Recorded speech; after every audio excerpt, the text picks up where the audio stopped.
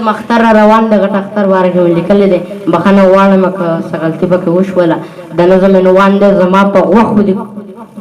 کوترې ماړه شي چې وایي چې زه ستا په ویش باندې خفه نه یم زه ستا په ویش باندې خفه نه یم نصیب چې خرڅه کوي ښه به کوي غریب غریب او خان د خان و خیر د زما په دې ښه مې دا د بنګلو د مخلونو خلک زما په دې ښه مې دا د بنګلو د مخلونو خلک زما په دې ښه اعتراض نشته دی چې ښه پیزار او ښه جامې اغوندي خو یوه ګیله به ترې ضرور کومه د اسماعیل قرباني دا خو نه وه د اسماعیل قرباني دا خو نه وه چې د اختر په ورځ به ښه موږي وي ته د اختر د قربانو دپاره ته په 8000 څاروي اخلي زه ولې نه خر ستا په کورسه کې ولاړ هلته په لاس د خوښې تمه لرم تا خو جنت په بیه واخیستلو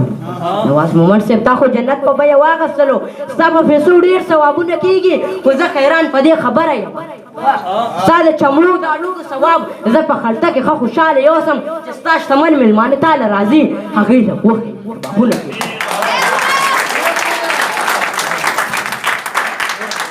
ستا د چمړو د اډوکو ثواب زه په خلطه کې ښه خوشحاله یوسم چې ستا شتمن مېلمانه تاله راځي هغې له غوښې کبابونه کېږدي زه په چمړو باندې میل لیونې زه په چمړو باندې میل لیونې په ټوله لاره بیا دا سوچ کوم چې واړه وروڼه به مې غوښې وخوري زه په چمړو باندې میل لیونې په ټوله لاره بیا دا سوچ کوم چې واړه وروڼه به مې غوښې وخوري خو هغه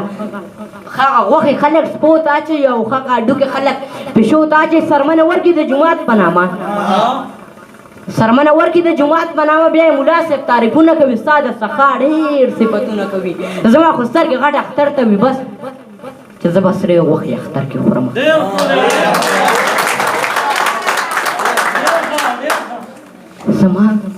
زما خو سترګې غټ اختر ته وي بس چې زه به سرې غوښې اختر کې خورم خو مور مې اوبو کې رالوی شو زما خو سترګې غټ اختر ته وي بس چې زه به سرې غوښې اختر کې خورم خو مور مې اوبو کې رالوی شوي په دغه تمه چې په بل اختر کې که دا ځل نه وي مونږ به غوښه وخورو په دغه تمه چې په بل اختر کې که دا ځل نه وي مونږ به غوښه وخورو په دغه تمه ډېر کلونه تېر شي